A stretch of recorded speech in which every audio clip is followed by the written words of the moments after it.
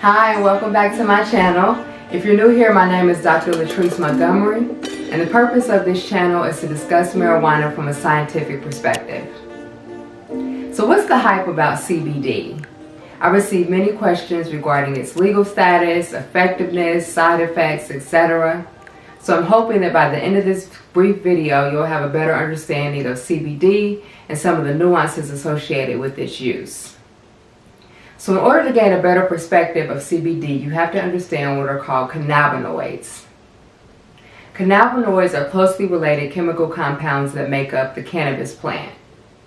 Now there are hundreds of cannabinoids, but two that are most popular and you've probably heard either on the news or in everyday conversation. One of those is THC, or tetrahydrocannabinol, and that's the psychoactive component of marijuana. In other words, it's the component that gets people high when they consume marijuana. And then there's also CBD, or cannabidiol, and that's the non-psychoactive component, which makes up about 40% of the cannabis plant. And again, it's associated with more therapeutic effects and not the psychoactive components. So THC, psychoactive, CBD, non-psychoactive.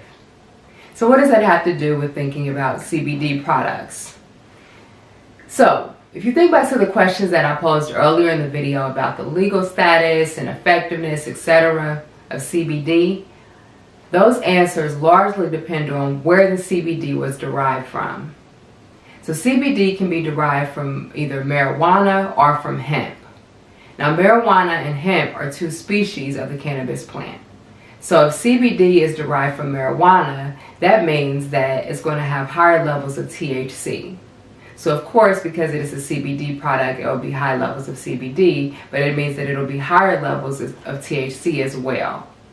So that combination of CBD with some THC means that individuals who consume marijuana CBD products can also receive that high that is associated with THC.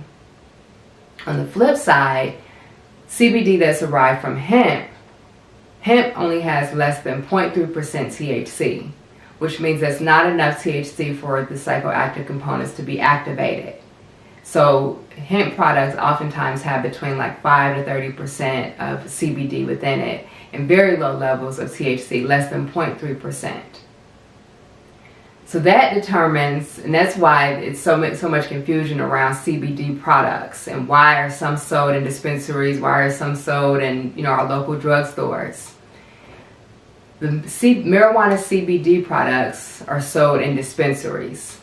So the only way that you can legally consume marijuana CBD products is if you are in a state that has medical marijuana laws and you have a medical marijuana card and you go to an approved dispensary to receive it. So oftentimes patients who have conditions such as cancer, eating disorders, etc., if they're consuming CBD, oftentimes it has higher levels of THC that they've consumed from the dispensary. And again, it may be associated with a high, but keep in mind that that high is nowhere near the high that a person would receive if they were consuming strictly THC. So it's it's more of a gentle high that an individual might experience. But with hemp-derived CBD, again, it's less than 0.3% THC. So this is the CBD that you're likely to see in your local drugstores or out in the community at different CBD shops or even online. And because of the hemp bill, or the Farm Bill of 2018, it's legal to grow hemp in the United States.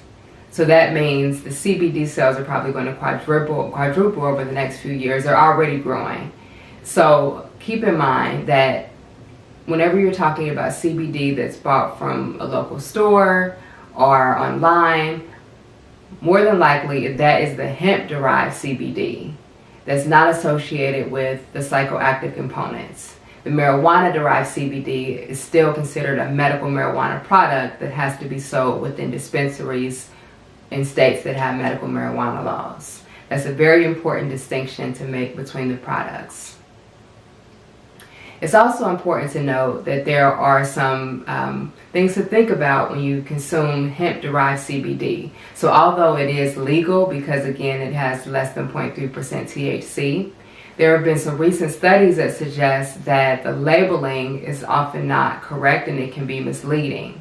So I'm actually going to link a study below that describes a study that looked at over 80 products that were available online, and looked at the labeling of those particular products to see how much CBD, how much THC, and other cannabinoids were in those products.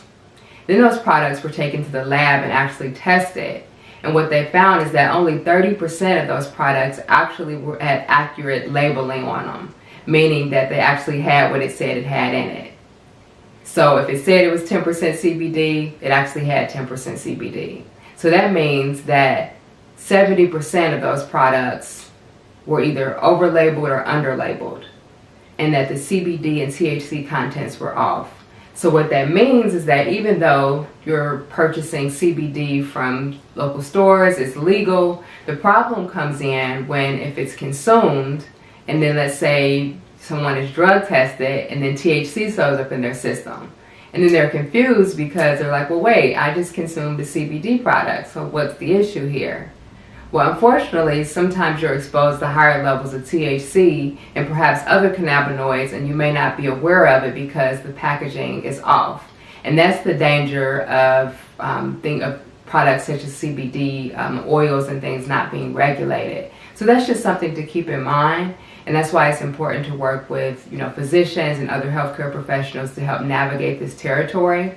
We still need lots and lots of research to help us understand what are the, side effects or what are the benefits, etc. So what I'm hoping to do within the next few weeks is to actually cover some studies that focus specifically on CBD for certain conditions, such as anxiety, epilepsy, etc. So that we can talk in more detail about it, because its effectiveness is also related to the condition that we're talking about.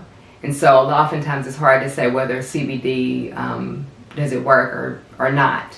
It really depends on the condition and the CBD to THC ratio, etc.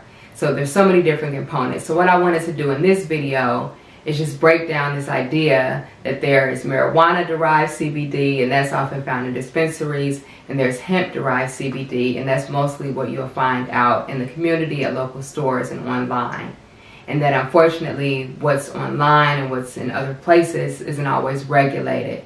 So it's important to keep that in mind when you are thinking about purchasing products or using these products in particular arenas. Another thing to note is that CBD is not approved by the Food and Drug Administration.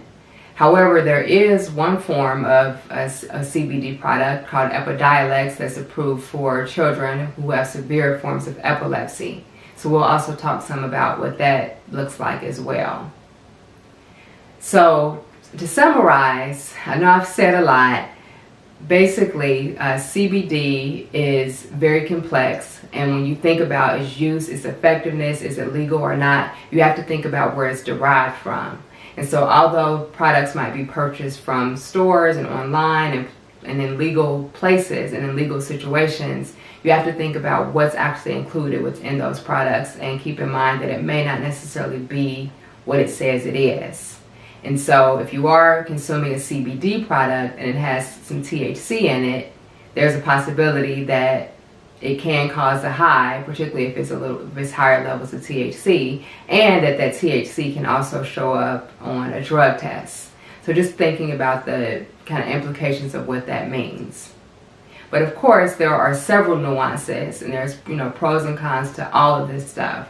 And so what I hope to do with this channel is to highlight kind of both sides of things and help us to think through how to navigate this area. And that's partly what we're trying to do with research, is understanding what works, what doesn't, what makes the best sense, and that way we can inform the public on how to move forward with navigating these products. So there's a lot of pieces there, and I know that some people have commented and kind of told me offline that they have used CBD or are thinking about CBD. So if you have any questions that you want answered, please feel free to include them in the comments down below. Or if you have used CBD or are using CBD or just have some thoughts on it, please include it down in the comments below. I'd love to hear from you, love to engage in the discussions with you. I'm excited to hear from you. I want to hear about your experiences and just any general thoughts that you have about CBD. And of course, please make sure you like, comment any ideas that you have for future videos. Let me know. Subscribe, make sure you press that notification bell so that way when I post next time, you'll be the first to know. So thank you once again for tuning in, and I look forward to seeing you again next time, where we will discuss all things weed.